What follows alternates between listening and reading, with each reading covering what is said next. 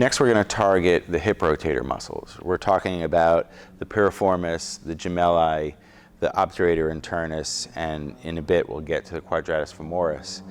These muscles are notorious for causing problems.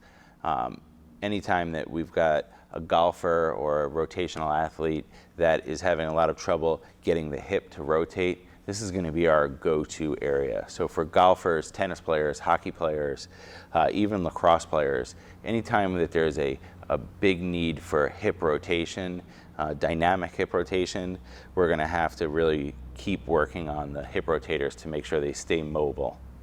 Hip rotators are going to go from the trochanter of the hip, which is this bone right here, up to the sacrum. So the first one that we're going to target is the piriformis. And then as we go, we're not going to, for the first few, we're not going to change what we're doing. We're just going to slide down from the piriformis to the other muscles of the hip rotator. So we're just going to be right in through this area.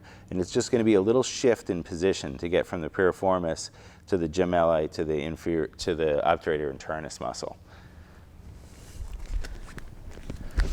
We've got the release board set up with the meat grinder at 4 and 4 right now for Mackenzie. Other people are going to have the opportunity to move it either wider or more narrow depending upon your size.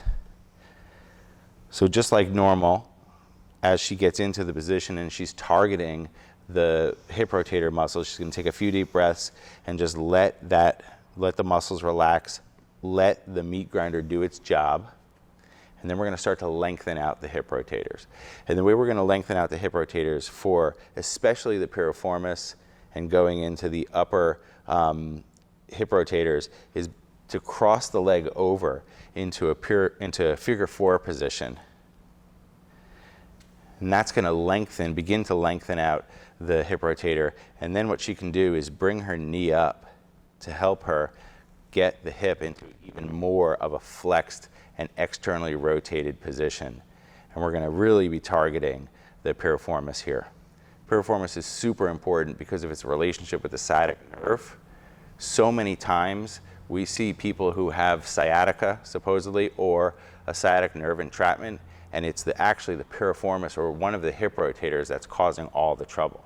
So we can relieve a sciatic nerve pain by targeting the hip rotator muscles.